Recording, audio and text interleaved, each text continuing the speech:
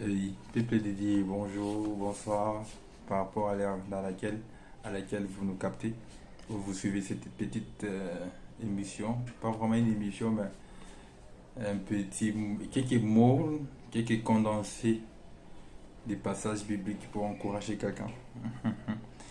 Euh, pour, pour encourager quelqu'un, en fait, pour réveiller quelqu'un qui ne comprend pas quelque chose. Oui, nous devons toujours nous compléter. Nous devons toujours nous compléter. Oui, c'est votre humble frère Nathan Moupoula. Oui, depuis Kinshasa. Alors aujourd'hui, j'aimerais un peu aborder quelques. Dans 10 ou 15 minutes que ça va nous prendre, je vais essayer un peu de parler sur l'amour de Dieu, aimer Dieu. C'est tout le monde qui se vante d'aimer Dieu, mais ils ne sauront pas réellement c'est quoi aimer Dieu. Qu'est-ce que ça demande pour aimer? Qu'est-ce qui définit notre amour? Qu'est-ce qui définit réellement que telle personne aime Dieu? Ou toi-même, quand tu te regardes, tu te dis réellement est-ce que j'aime Dieu? Hmm. C'est une grande question, c'est la problématique. Beaucoup aujourd'hui disent oui, tout le monde s'est dit d'avoir aimé Dieu, tout le monde s'est dit d'aimer Dieu. Mais ce n'est pas, euh, ce n'est pas une récitation comme telle. Tu dis, ce n'est pas, euh, ce n'est pas le fait de déclarer que tu aimes Dieu, c'est que là, ça veut dire réellement que non, tu aimes Dieu. Non, non, non, non, non, non, non, non, non, non, non, non. Il y a des principes à respecter. Il y a des principes à respecter, il y a des commandements à suivre, il y a des choses à faire pour réellement dire que tu aimes Dieu. Alors, pour évoluer dans notre sujet, aimer Dieu de tout notre cœur, qu'est-ce que cela veut dire réellement? Beaucoup disent qu'ils aiment Dieu. Beaucoup disent que j'aime Dieu de tout mon cœur, oui, j'aime Dieu, je vais à l'église, je paie les offrandes, c'est bien. Mais est-ce que réellement tu aimes Dieu? Je pense qu'après cet échange que tu comprendras peut-être que non, et quelque part tu as failli. Tu t'es rendu compte d'avoir aimé Dieu, mais tu n'aimes pas Dieu. Nous allons aborder, je vais parler sur je vais commencer avec les deux passages bibliques phares pour nous orienter à avancer. Qu'est-ce que cela signifie aimer Dieu? C'est ce que je vais dire à quelqu'un maintenant. Qu'est-ce que cela signifie aimer Dieu? Nous allons prendre Matthieu 22, chapitre 22, verset 35. Commençons de 35 à 35 à 38. 35 à 38. Matthieu 22, 35 à 38. Je lis au nom du Seigneur Jésus-Christ. Et l'un d'eux, docteur de la loi, lui posa cette question pour l'éprouver. Maître, quel est le plus grand commandement de la loi? Jésus lui répondit, tu aimeras le Seigneur ton Dieu de tout ton cœur, de toute ton âme et de toute ta pensée. C'est le premier et le plus grand commandement. Je m'arrête là pour ce passage. Nous voyons dans ce passage qu'un docteur de la loi fit cette question pour éprouver Jésus. Ce n'était pas pour apprendre, mais il voulait tester Jésus, notre Seigneur. Il voulait lui piéger à un mot clair. Il lui a piégé par la question. Quel est le plus grand de tous les commandements?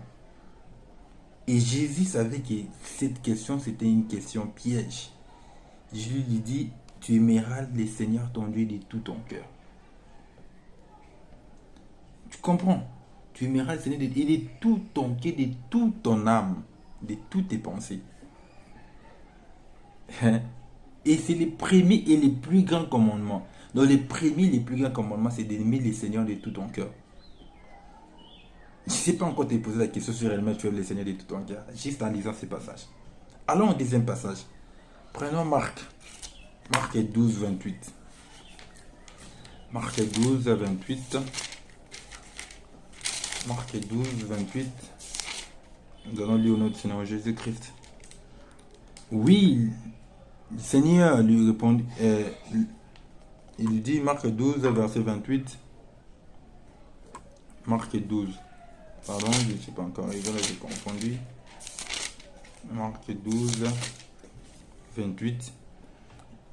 Un des scribes qui les avait entendus discuter, sachant que Jésus avait bien répondu sa discerne, s'approcha et lui demanda, quel est le premier de tous les commandements? Jésus répondit, au 29, voici les premiers, écoute Israël, le Seigneur notre Dieu est l'unique Seigneur. Et tu aimeras le Seigneur ton Dieu de tout ton cœur et de toute ton âme, et de toute ta pensée, et de toute ta force. Vous voyez, les premiers fit une question pour tenter, pour piéger Dieu. Mais le deuxième, vu que Jésus répondait bien, posa cette question pour savoir. Le premier a tenté, a fait un piège. Le deuxième a voulu savoir réellement qu'est-ce que cela a été comme commandement. Et Jésus a répondu que non, Israël, écoute. Tu aimeras le Seigneur ton Dieu de tout ton cœur, de toute ton âme et de toutes tes pensées. Là, c'est Marc 12, 28 à 30. Alors, nous allons évoluer. Nous allons évoluer. Donc, Jésus, le Seigneur, notre Dieu, est l'unique Seigneur. Il est l'unique Seigneur, parce que c'est la réponse que Jésus a donnée. Notre Dieu, il est l'unique Seigneur.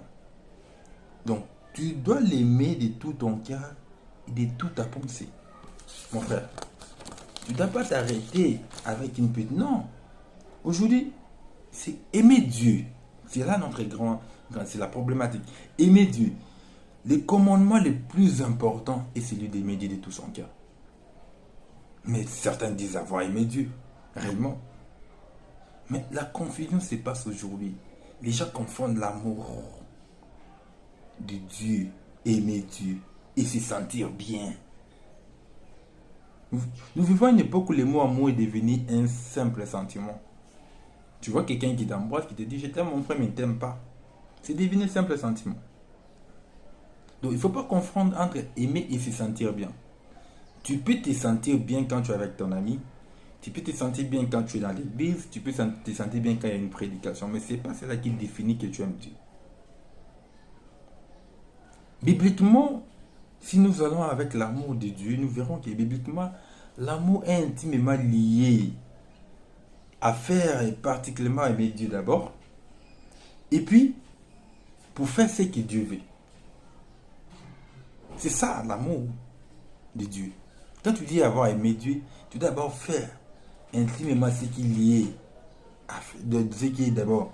Ce qui d'abord est d'aimer Dieu d'abord, c'est d'abord de faire ce que Dieu veut. De plaire à Dieu. De rendre Dieu heureux par ce que toi tu fais. C'est cela aimer Dieu. Est-ce que toi, est-ce que moi-même là, et je fais ce qui plaît à Dieu tous les jours de ma vie? Est-ce que je rends Dieu heureux par ma marche? Et je rends Dieu heureux par mes pensées? Et je rends Dieu heureux par ma vie? Et là, c'est là que je dirais que j'aime Dieu. Sinon, je me sens tout simplement bien de penser à Dieu, mais je ne l'aime pas. Toi aussi, tu peux être là, te sentir bien en pensant à Dieu, mais tu ne l'aimes pas. Parce que, bibliquement, Jésus l'a dit clairement. Prenons Jean 14, 15. Jean 14, 15. Jean 14, 15. Il est dit. Prenons Jean 14, 15. Jean 14, 15, il est dit ceci, je lis au nom du Seigneur. Si vous m'aimez, gardez mes commandements. Là, c'est Jésus qui dit ça. Si nous nous les aimons, gardons ses commandements.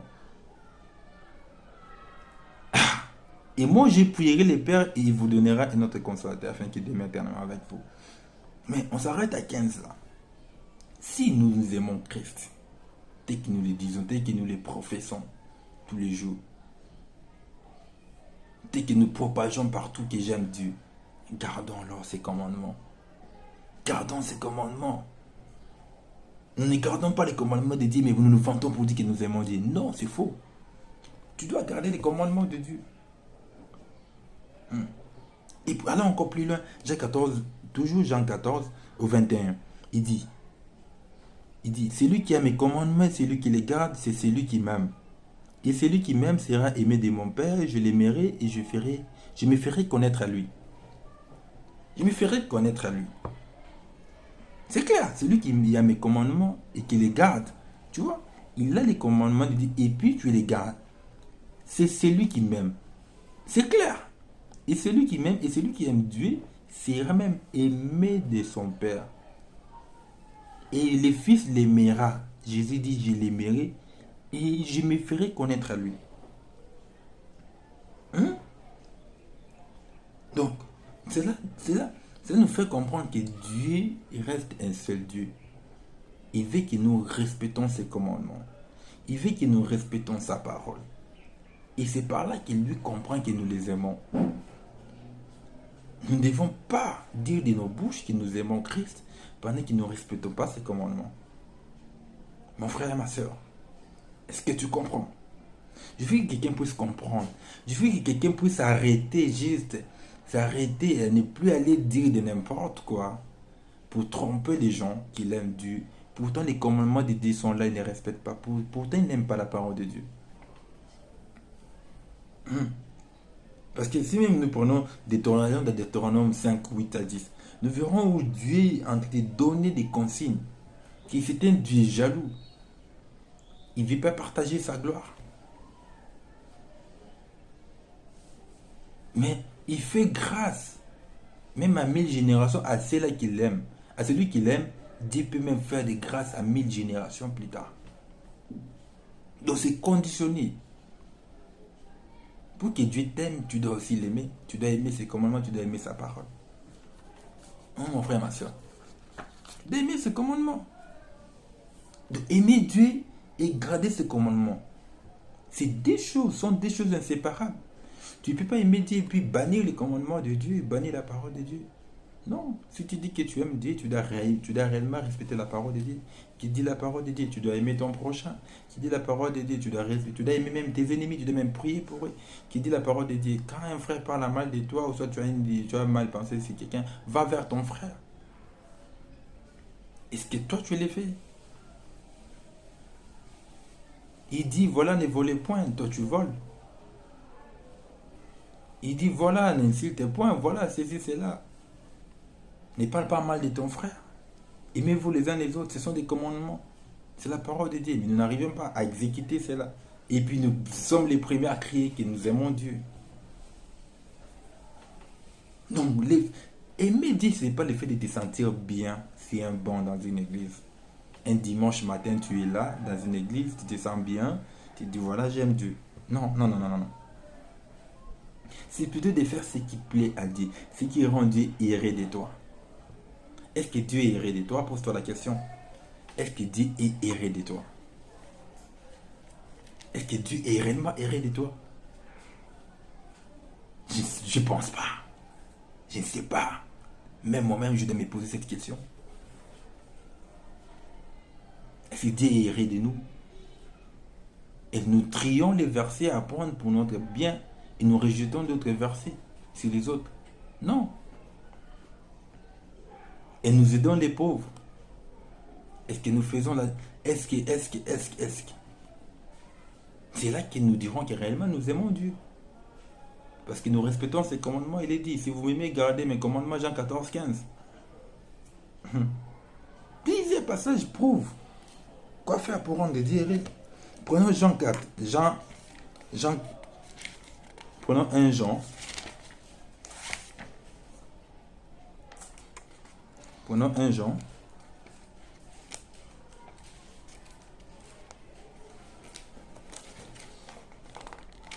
Prenons 1 Jean. 1 Jean 4. 1 Jean 4. 19. Allons verset 19. Pour nous, nous l'aimons parce qu'il nous a aimés les premiers. Si quelqu'un dit j'aime Dieu et qu'il haït son frère, c'est un menteur. Car celui qui n'aime pas son frère qu'il voit, comment peut-il aimer Dieu qu'il ne voit pas? C'est un des commandements. Est-ce que tu les respectes, mon frère, ma soeur?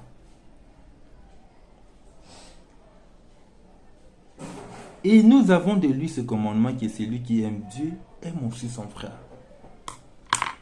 Allons encore à 1 Jean 5, chapitre 2. Nous connaissons que nous aimons les enfants de Dieu lorsque nous aimons Dieu. Voilà. Lorsque nous aimons Dieu, nous connaissons que nous aimons les enfants de Dieu lorsque nous aimons Dieu. Et que nous pratiquons ses commandements. Nous faisons quoi? Nous pratiquons ses commandements. Car l'amour de Dieu consiste à garder ses commandements. Et ces commandements ne sont pas pénibles. Les commandements, la parole de Dieu n'est pas pénible. Il ne faut pas trouver la parole de Dieu comme les mathématiques. Il ne faut pas trouver la parole de Dieu comme une équation de second degré ou si c'est compliqué. Non. Ce ne sont pas pénibles.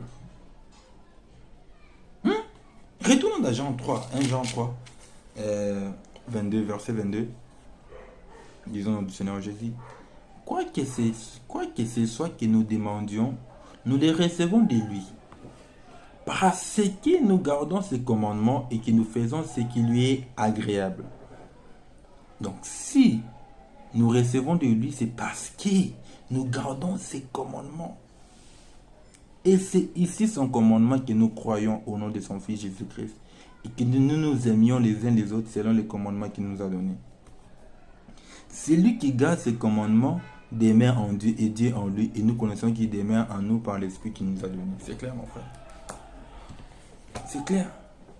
Mon frère et ma soeur, c'est clair. Nous nous vantons d'avoir aimé Dieu. Mais est-ce que nous aimons vraiment Dieu? Nous aimons vraiment Dieu. Parce que Jean 14, 21, 24 est clair que celui qui aime mes commandements et qui les garde, c'est celui qui m'aime. Et celui qui m'aime sera aimé de mon Père. Je l'aimerai, je me ferai connaître à lui. Jude, non pas l'Iscariote, lui dit, Seigneur, d'où vient-il que tu feras connaître à nous et au monde et non au monde? Jésus lui répondit, si quelqu'un m'aime, il gardera ma parole. Mon Père l'aimera, nous viendrons à lui et nous ferons notre démarche chez lui. Celui qui ne m'aime pas ne garde point mes paroles, c'est clair. Dis clair. Celui qui n'aime pas Dieu ne gardera pas la parole de Dieu. Toi qui gardes la parole de Dieu, donc tu aimes Dieu. Quel bonheur! Quel bonheur! Donc, aimer Dieu et garder ses commandements sont des choses qui sont inséparables. Tu l'aimes, tu gardes ses commandements. Tu l'aimes, tu aimes sa parole. Tu vois? Donc, tu fais ce qui rend Dieu heureux. Et ceci doit être une vie de chaque jour. Pas une vie d'un seul jour. Une vie de chaque jour. Une vie de chaque jour, mon frère. Alors, j'ai parlé pour montrer qu'est-ce qui vous vraiment montre que vous aimez Dieu. Parfois, il arrive des fois, on n'a pas envie de faire la volonté de Dieu. On n'a pas envie de faire la volonté de Dieu. Mais moi, je te demanderai de chercher toujours la volonté de Dieu. Bien que cela soit difficile parfois à supporter, à surmonter, mais faisons cet effort. Faisons voir à Dieu que nous voulons réellement sa volonté. Au moins, c'est ça qui est important. Alors, pour te faire comprendre ça, j'aimerais te parler sur les cas des deux frères. Les cas des deux frères, un exemple des deux frères. Dans Matthieu 21, Jésus lui-même raconte cette histoire.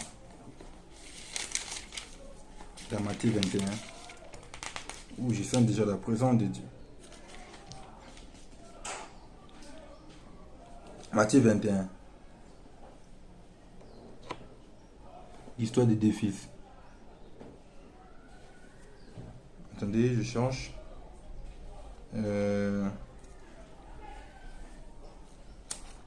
Matthieu 21, verset 28.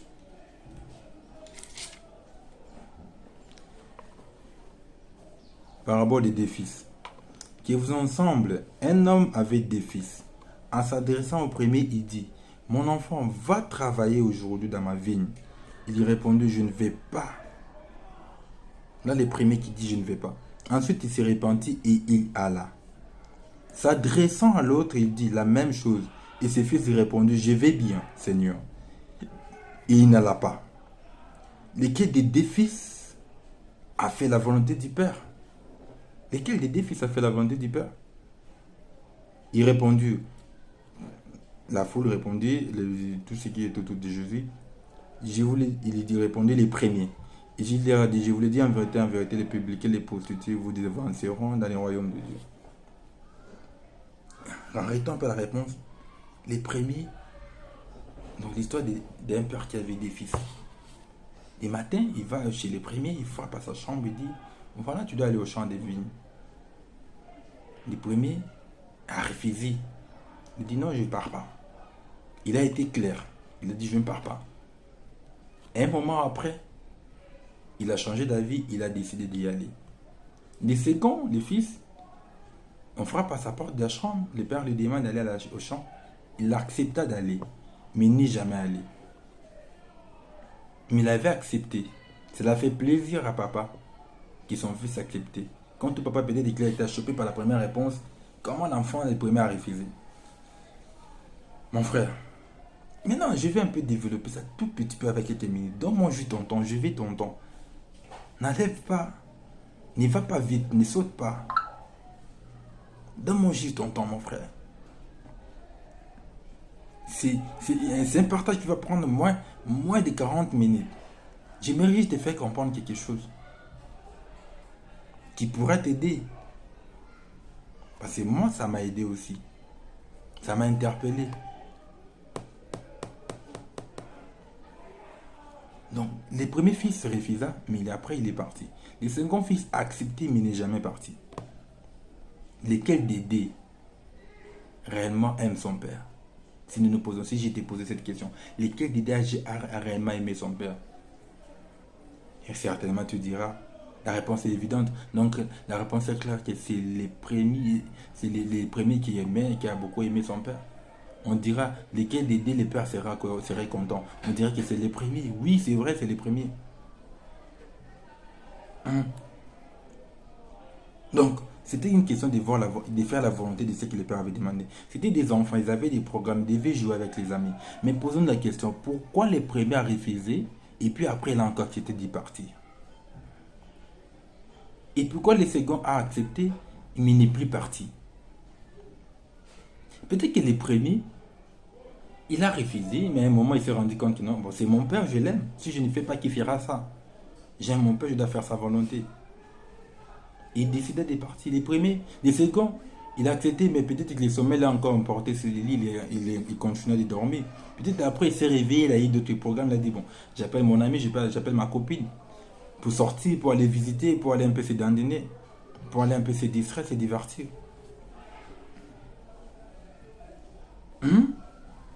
Mais c'est les premiers. L'essentiel, c'est ça. Il a refusé, mais il a regardé en arrière. Peut-être qu'il a pensé que réellement, je dois aider mon père. Il a regardé l'amour qu'il porte pour son père. Toi aussi, là, il y a des volontés que ton père veut, le Père Céleste te demande de faire. Et que tu n'es pas à mesure de les faire. Je te dirais ceci ce soir, ou ce matin, là où tu me suis, que l'important, c'était d'abord d'exécuter. Il ne faut pas faire parce qu'on a envie. Non. L'envie peut être remplacée par l'autre envie.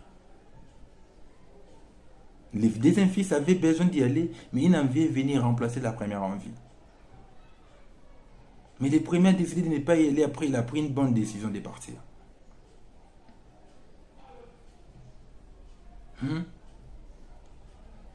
Dieu, c'est notre Père. C'est notre Père céleste. Il faut lui parler. Tu es un fils, tu es une fille de Dieu. Parle-lui. Quand tu n'es pas à mes yeux, c'est même un sens de respect. Parle-lui. Parlez-lui.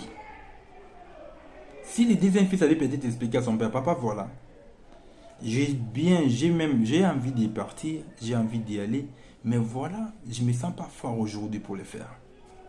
J'irai demain. C'était plus compréhensif. Mais voilà, ça l'était plus compréhensif. Au lieu de s'arrêter à dire, bon, j'accepte seulement pour lui faire plaisir, mais je n'irai pas.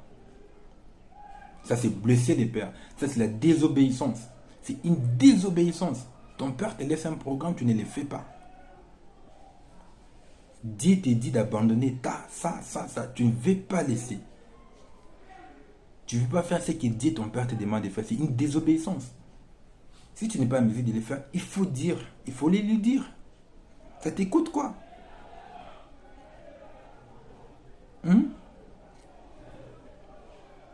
Si les second fils avaient expliqué, ça allait se comprendre. Il faut d'abord faire la volonté de Dieu. Mon frère, ma soeur. Il faut d'abord faire la volonté de Dieu. Il faut faire la volonté de Dieu. Je pense que personne de nous qui travaille peut aller au travail simplement quand il a envie. Non. Tu te réveilles le matin, c'est même pas que tu as envie d'aller au travail que tu vas au travail. Non. C'est une vie et comment la katamutu, c'est dans la personne. Automatiquement, les matins, tu t'apprêtes pour le travail. Mhm. Donc, Dieu n'aimerait pas que nous fassions quelque chose si nous ne le voulons pas. Non, non, non, non. Non, non. Vous faites votre travail indépendamment de ce que vous ressentez. Même quand tu n'es pas fort, tu te réveilles puis y aller. Tu fais d'abord.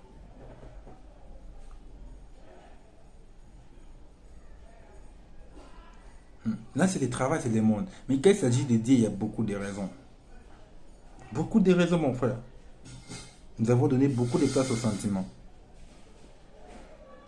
Oui, bien sûr que Dieu veut que nous fassions sa volonté. Et que nous ressentons même l'envie de la faire. Mais même si nous ne ressentons pas l'envie de la faire, il est beaucoup mieux de faire de toute façon que de ne pas le faire du tout. Il faut le faire. Et même quand nous voyons dans Matthieu 18, 9, il dit, nous voyons qu'il il, il nous dit, si ton œil est pour toi une occasion de chute, arrache-les et jette-les loin de toi. Il n'a pas dit, si ton œil est pour toi une occasion de chute et que tu ressens l'envie de l'arracher, alors fais-le. Non. Il dit, il faut l'arracher. Il ne faut pas attendre que l'envie vienne. Il faut d'abord l'arracher si c'est une occasion de chute pour toi. Donc, aussi un que tu n'as même pas envie de l'arracher, il faut l'arracher. Soit tu les laisses être là pour toi une occasion de chute.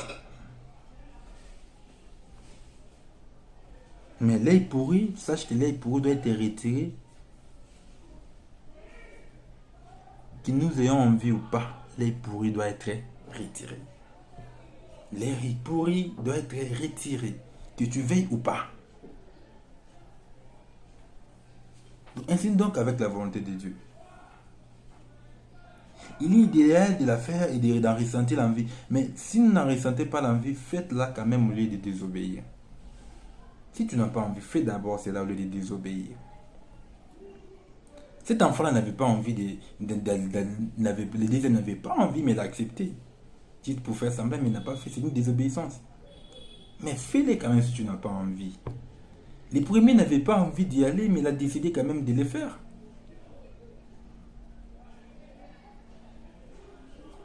Mon frère, ma soeur.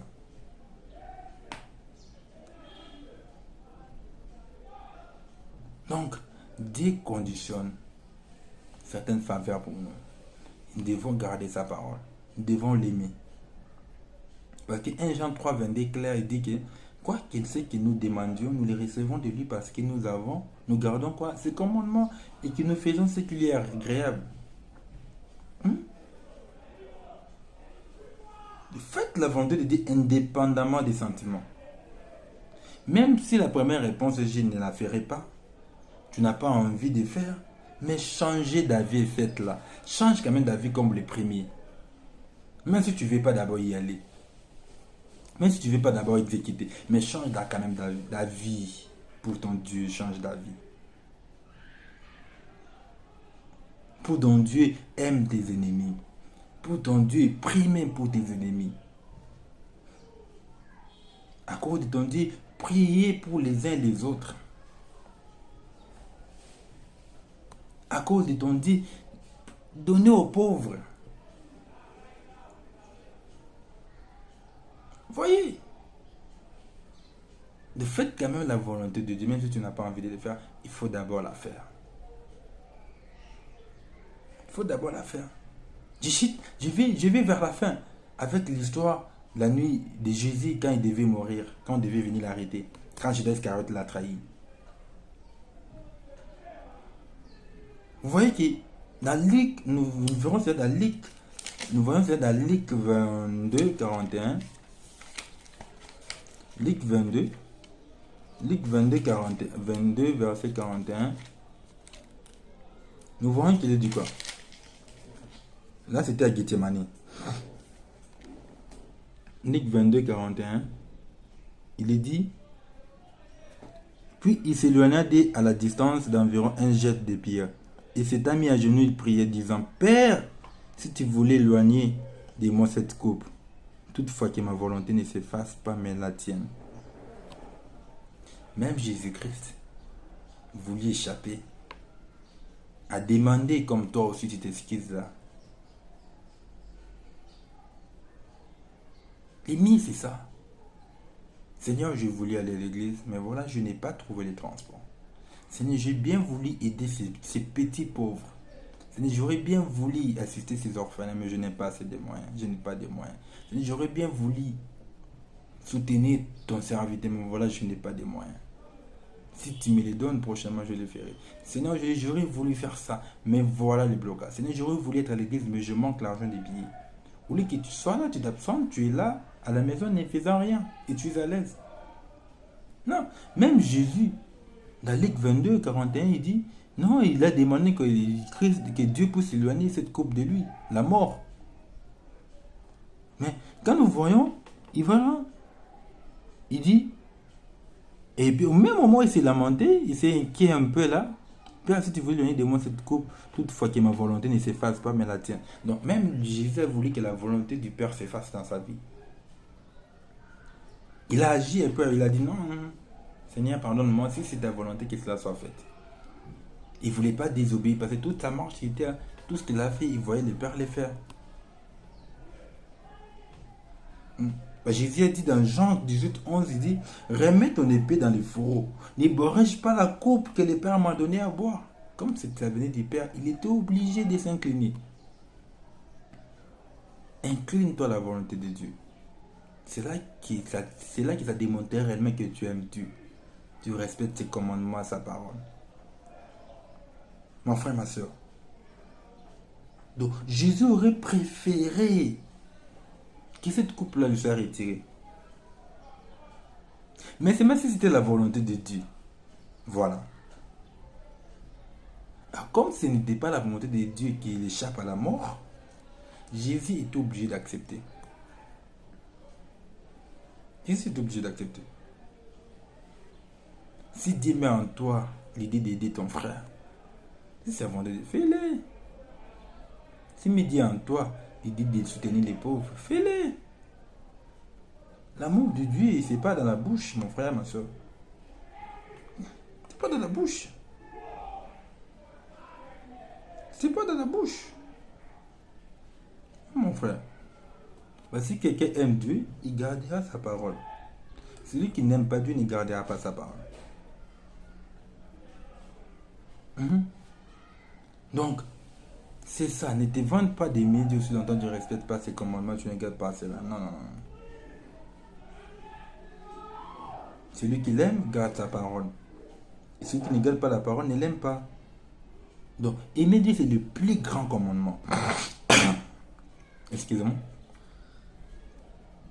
Mon frère, ma soeur. Aimer Dieu, c'est le plus grand commandement. De tout.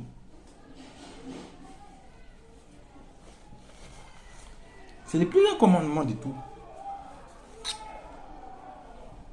Non, c'est pas dire tu te sens mieux. Non, c'est faire ce qui plaît à Dieu. Et tu le fais. Et tu fais quelque chose qui plaît à Dieu. Et ta vie de tous les jours, ta marche de tous les jours plaît à Dieu. Et cela arrange Dieu.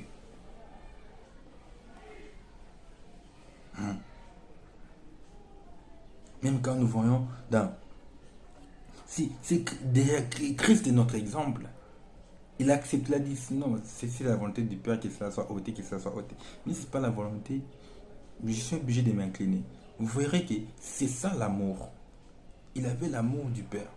Parce que même la Philippiens 2, 5, 11 le dit, ayez en vous les sentiments qui étaient en Jésus-Christ, lesquels existant en forme de Dieu n'a point regardé comme une poids arrachée d'être égal avec Dieu, mais s'est dépouillé lui-même en prenant une forme de serviteur, en devenant semblable aux hommes. Ayant paru comme un simple homme, il s'est humilié lui-même, se rendant obéissant jusqu'à la mort, même jusqu'à la mort de la croix. C'est pourquoi aussi Dieu l'a souverainement élevé et lui a donné le nom qui est au-dessus de tout nom, afin que le nom de Jésus, tout genou fléchisse dans le ciel, sur la terre, et que toute langue confesse que Jésus-Christ est Seigneur. Amen. À la gloire de Dieu, le Père Jésus s'est humilié. Tu vois, Jésus a obéi. Et nous devons aussi faire pareil. Donc le même sentiment de Jésus, le même sentiment qui dit que ma volonté ne s'efface pas mais la tienne, soit aussi à nous. C'est parce que Jésus est à nous. Jésus est à nous.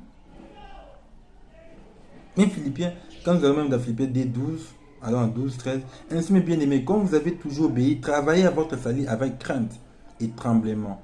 Non seulement comme à ma présence, mais bien plus encore maintenant que je suis absent. Car c'est Dieu qui produit en vous le vouloir de le faire selon son bon plaisir. Voilà un bel exemple d'obéissance.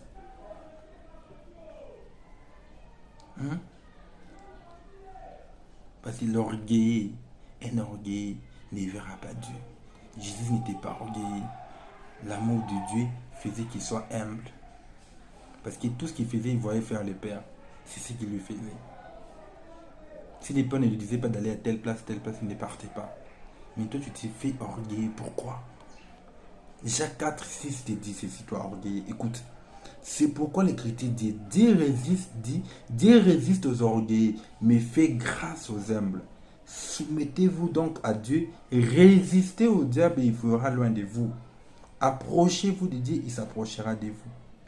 Approchez-vous de Dieu, il s'approchera de vous. Nettoyez vos mains pécheurs, purifiez vos cœurs, hommes irrésolus. Mon frère, c'est clair. Donc, je vais conclure à ceci. Aimer Dieu de tout son cœur est le commandement le plus important, tu dois le savoir. Aimer Dieu de tout son cœur, c'est le commandement le plus important. C'est aimer Dieu de tout ton cœur, de toutes tes pensées là, tout ce qui est dans ta tête. Ce qui doit d'abord dominer, c'est Dieu. De toute ton âme, la personne intérieure. Donc, toute ton âme doit être d'abord remplie de Dieu. Il doit prendre la suprématie. Il doit te dominer en tout. Il doit d'abord dominer tes pensées. Il doit d'abord dominer tout. Donc, tout ce que tu feras, d'abord, tu dois demander la volonté de Dieu. Ce n'est pas un état d'esprit. Ce n'est pas un état d'esprit, mon frère, ma soeur. Ce n'est pas un état d'esprit. Pour dire que j'aime Dieu, bon, je me sens bien, nous sentons bien à l'égard de Dieu, aimer Dieu, l'équivalent de faire. Non, aimer Dieu, c'est l'équivalent de faire ce que Dieu veut. Aimer Dieu stipule de faire ce que Dieu aime. Non, tu ne peux pas aimer Dieu en même temps que tu lui es désobéissant. Non, tu ne peux pas. Tu peux pas. Tu ne peux pas aimer Dieu et puis tu lui es désobéissant. Non, mon frère. Non. Donc, tu dois aimer Dieu. Donc tu ne peux pas dire, voilà, non, voilà, j'ai la foi, mais tu n'es pas fidèle. La foi, c'est la fidélité à Dieu. Tu as la foi et tu gardes les commandements de Dieu. Voilà. Toi, quelle foi que toi tu as? Tu n'es pas fidèle à Dieu, tu me dis que tu as la foi. Quelle foi? La foi produit la fidélité. Tu dois être fidèle dans les promesses de Dieu. Tu dois être fidèle dans sa parole. Tu dois être fidèle dans tout ce qu'il te demande de faire. Tu n'es même pas fidèle. Tu es en train de voler les commandements. Tu es en train de violer tout ce que Dieu te demande de faire. Et puis tu dis que tu aimes Dieu. Non, tu n'aimes pas Dieu. Non, mon frère. Donc, l'amour et la faveur de Dieu revient qu'à ce qu'il aime. Si tu veux que Dieu te fasse du bien, si tu veux que Dieu s'occupe de toi, tu dois d'abord l'aimer, tu dois d'abord faire ce qu'il lui veut. Et c'est là que tu auras la faveur de Dieu. C'est là que tu auras les bénédictions de Dieu. Non. Donc, il est pour faire de faire la volonté de Dieu. Même si tu ne sens pas l'envie, mais il faut faire la volonté de Dieu. Qu'est-ce que Dieu te demande? Nous devons toujours parler au Seigneur. Si tu trouves que la volonté de Dieu est trop difficile pour toi, demande-lui une autre porte de sortie. Même Jésus l'a fait. Il a demandé si tu peux ôter. Mais comme c'était la volonté de Dieu, il s'est agenouillé, il s'est incliné. Donc si tu peux demander une autre porte. S'il est trop difficile pour toi à accomplir, si la volonté de Dieu est trop difficile pour toi à accomplir, demande alors une autre solution. Un autre moyen.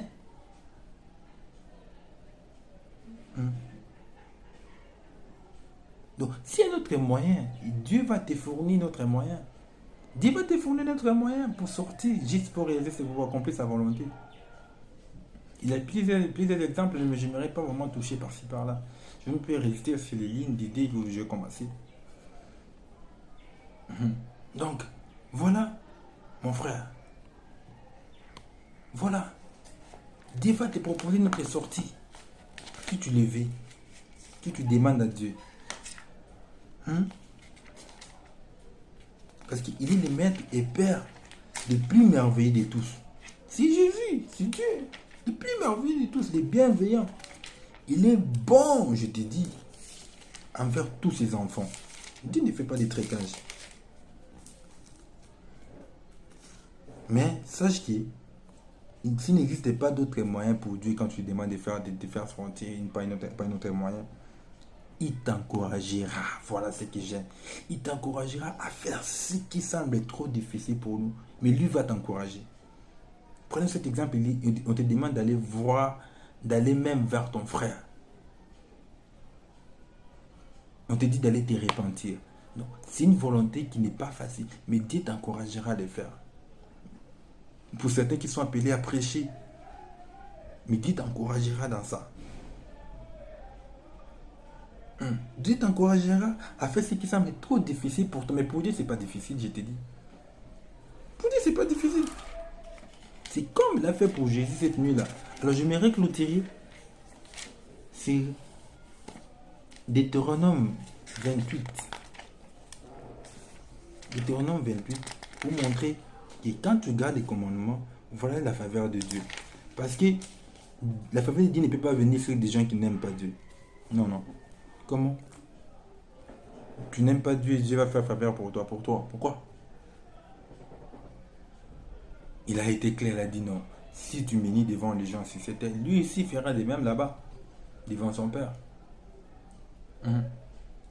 Et tout ce qu'il a fait sur la terre, il a fait que ce qu'il voulait faire le Père. Il n'a pas voulu faire sa volonté. Il n'a pas voulu marcher selon ses propres efforts.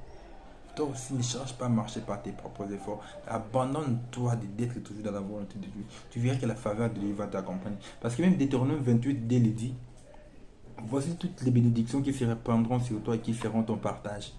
Lorsque tu obéiras la voix de l'Éternel, ton Dieu. La voix de l'Éternel, aujourd'hui, c'est plus la voix là que les autres pouvaient entendre comme ça, non. La voix de l'Éternel, aujourd'hui, c'est soi-même. C'est la parole de Dieu écrite. C'est une voix de l'Éternel. La parole de Dieu écrite, la Bible aujourd'hui, c'est la voix de Dieu qui parle. Donc, il dit, tu seras béni dans la ville et tu seras béni dans les champs. Les fruits de tes entrailles, les fruits de ton sol, les fruits de tes troupeaux, les portées de ton gros et de ton béni bétail, toutes ces choses seront bénies. Tu peux méditer, mon frère et soeur, après cette émission. Non, déconditionne. Il faut d'abord l'aimer. Même un père, si tu ne l'aimes pas, tu n'auras pas assez de cadeaux. Si tu n'aimes pas tes parents, ils ne feront rien pour toi. Si tu n'aimes même pas ton chef au travail, il ne sera pas cool envers toi. Si tu n'aimes pas ton épouse, elle ne sera pas une bonne femme pour toi. Si tu n'aimes pas tes enfants, tu ne seras pas un bon père pour eux. Donc, même si aujourd'hui, dans le monde méchant que nous sommes, nous pouvons donner à nos enfants ce que nous aimons. Nous pouvons donner à nos enfants les biens, nous pouvons donner à nos enfants les chicons. On ne peut jamais donner une pierre. Et comme il faut te raison notre Père Céleste.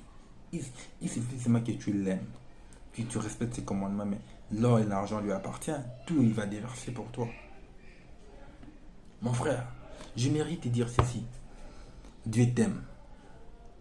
Dieu t'aime, il t'a donné toutes les portes pour entrer. Il t'a montré là où tu dois te jeter. Alors, tu dois faire de cela ton oreiller. Que tu dormes sur ses promesses. Que tu dormes sur sa parole. Réside là, je te dis. Et tu verras la gloire de Dieu. Aimer Dieu. Aimer Dieu est égal à respecter sa parole.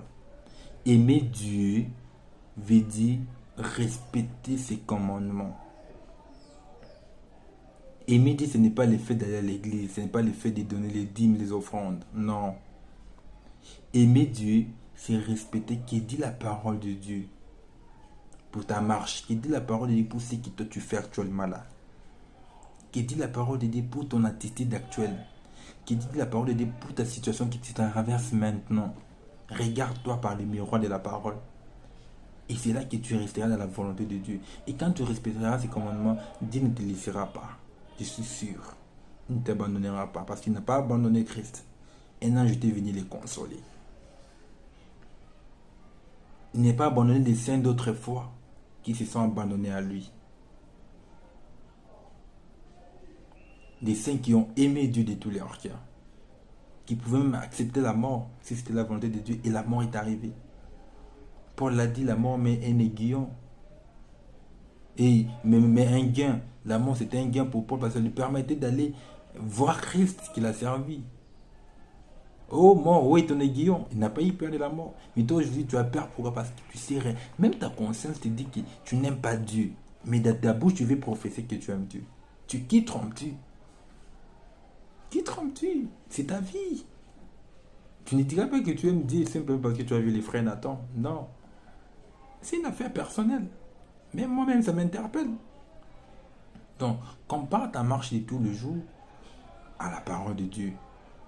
Dès que tu te mires chaque jour avant de sortir, quand tu te mires, tu rentres, regarde-toi dans le miroir de la parole. Dis-toi, c'est réellement, je n'ai pas désobéi. Et c'est réellement, j'ai gardé ses commandements pour dire que je l'aime. Voilà mon frère, ma soeur, ce que j'avais à te dire. Et nous nous retrouverons au prochain numéro. Que Jésus-Christ, le Dieu Tout-Puissant, puisse vous bénir richement. Je crois que ça a aidé quelqu'un. Je crois qu'il y a quelqu'un qui a été édifié. Alors nous rendons gloire à Dieu pour cela. Merci. Restez bien. Que Dieu vous bénisse richement. Je vous aime beaucoup. Et tout notre souhait, c'est de nous retrouver tous au ciel. Merci. Au revoir.